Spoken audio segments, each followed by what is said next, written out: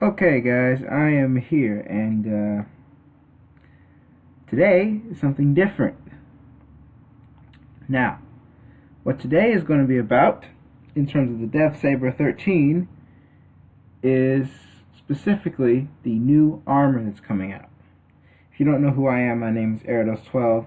That's what I am on Roblox and on Twitch. I don't regularly do Twitch streams, but today I've decided to do one. I haven't done a DevSaber in a while. And what the DevSaber is that the DevSaber is a series where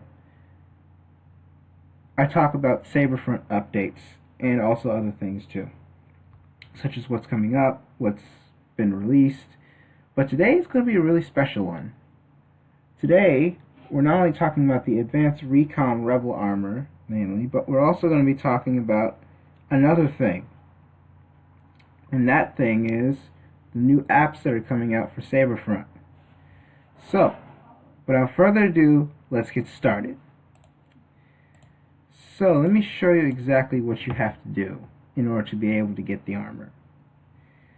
In order to be able to get the armor, you would have to press a spinner when you first start the game. This feature right here is the GUI. I've used a certain color scheme, nothing more, nothing less than what it should be. And that color scheme, by the way, is blue, a certain color of blue, and a certain color of gray. So, let's see how this thing goes. Let's see, I press the button, and it should come up shortly. This is how it spins. And then watch what happens. Well, that's because that's Rebel Helmet. If you saw what you saw, that's basically it disappears. Well, first it selects it for you, and then it disappears once it's selected. Now, if you see an error here, that's the reason why is because I haven't implemented the armor yet. So now I'm going to show you again. We're going to keep trying this until we get the Advanced Recon Rebel Armor.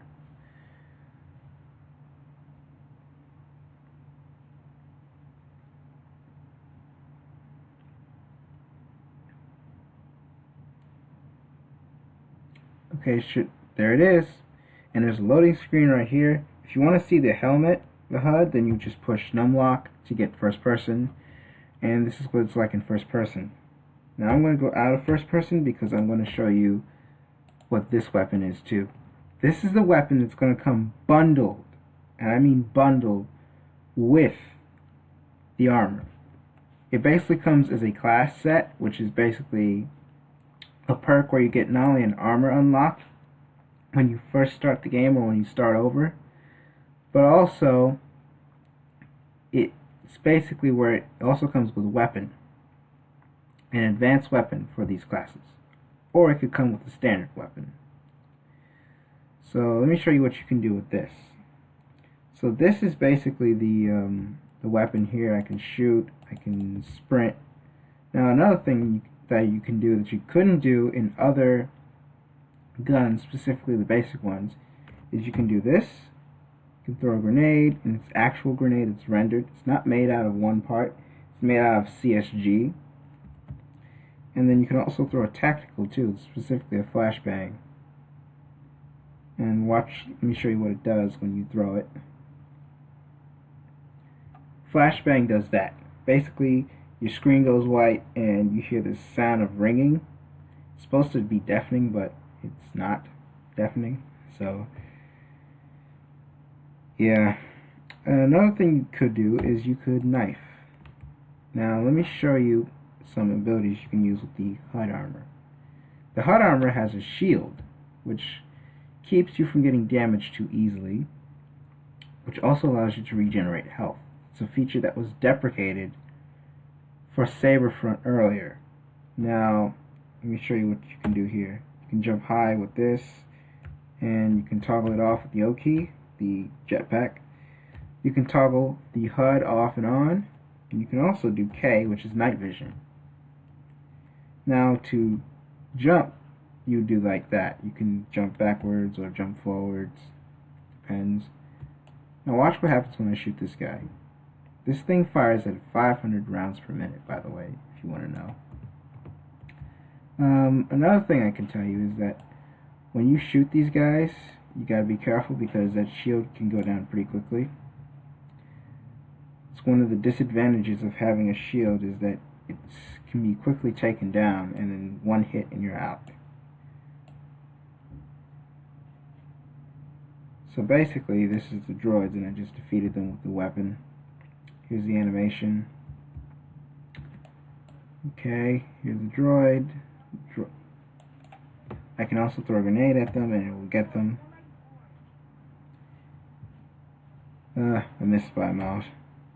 So, let me try that again.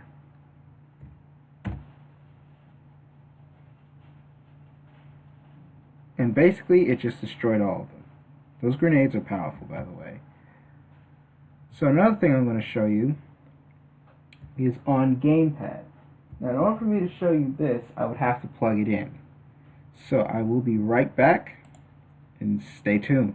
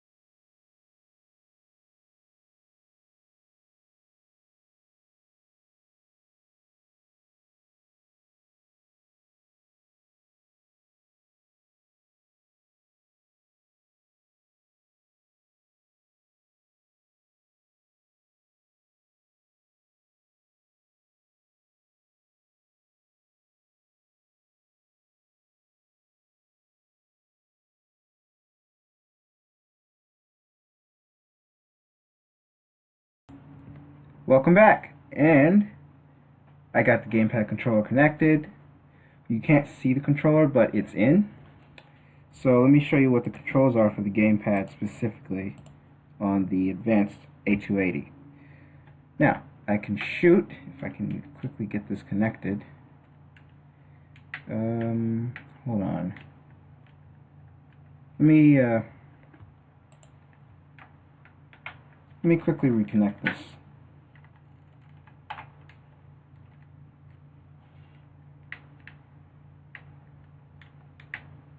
Okay, now it's working.